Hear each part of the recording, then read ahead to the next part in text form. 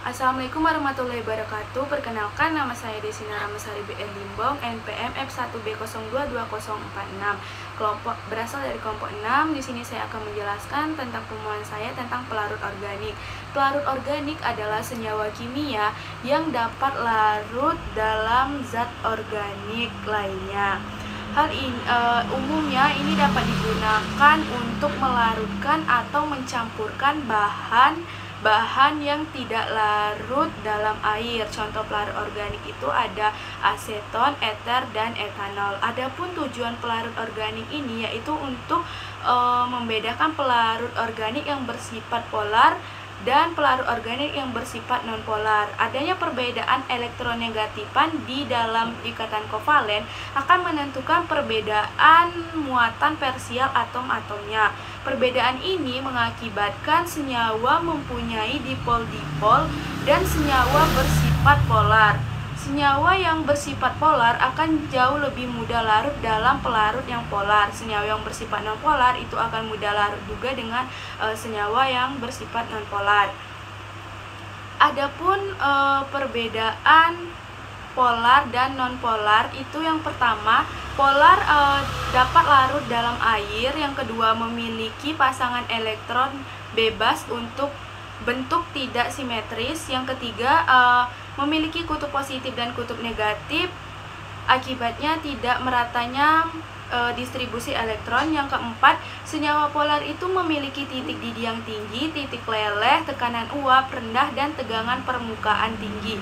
Yang kelima, perbedaan elektronegativitas antara atom itu kurang dari 0,4. Sedangkan nonpolar itu tidak dapat larut dalam air, tidak memiliki pasangan elektron bebas, bentuknya simetris, perbedaan elektronegatifan antara atomnya itu besar dari 0,4. Yang keempat itu tidak memiliki kutub positif dan kutub negatif akibat meratanya distribusi elektron. Yang kelima itu senyawa nonpolar memiliki titik didih rendah, titik leleh, dan tekanan uap serta tegangan permukaan air. Mengapa pemanasan pada pelarut organik itu tidak boleh menggunakan api secara langsung? Karena pelarut organik ini memiliki ikatan kovalen dan terjadi pada molekul gas, molekul diatomik. Di samping itu, ketika senyawa atau pelarut organik dipanaskan secara langsung, itu akan menyebabkan mudah menguapnya ikatan antar karbon. Pemutusan ikatan tersebut dapat menyebabkan senyawa atom karbon itu mudah terbakar dan mudah rusak, sehingga tidak dapat digunakan lagi karena perubahan bentuk molekulnya.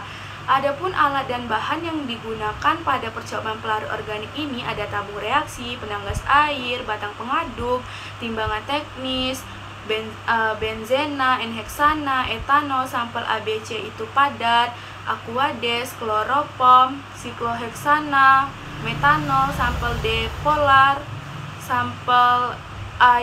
Adapun sampelnya itu, sampel A itu asam salisilat, sampel B itu glukosa, sampel C itu panadol, sampel D itu etanol, dan E itu metanol. Adapun prosedur kerja A pada kelarutan suatu zat dalam pelarut organik.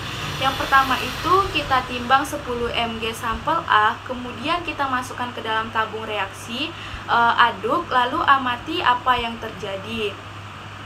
Yang kedua, apabila sampelnya tidak larut, kita tambahkan setetes demi setetes pelarut sambil diaduk sampai 3 ml. Amati apa yang terjadi dan dicatat. Yang ketiga, apabila sampelnya tidak larut juga, maka kita panaskan di penanggas air sampai mendidih, lalu amati apa yang terjadi. Yang keempat, ulangi percobaan 1, 2, 3, kita ganti pelarut benzena dengan pelarut yang telah ditentukan. Yang kelima, lakukanlah hal yang sama untuk sampel B dan C. Kemudian ada prosedur kerja B, yaitu pencampuran antar pelarut organik. Yang pertama itu kita pipet 0,5 sampai 1 ml sampel D, kemudian kita masukkan ke dalam tabung reaksi. Lalu kita tambahkan 0,5 sampai 1 ml benzena sambil dikocok, lalu amati apa yang terjadi.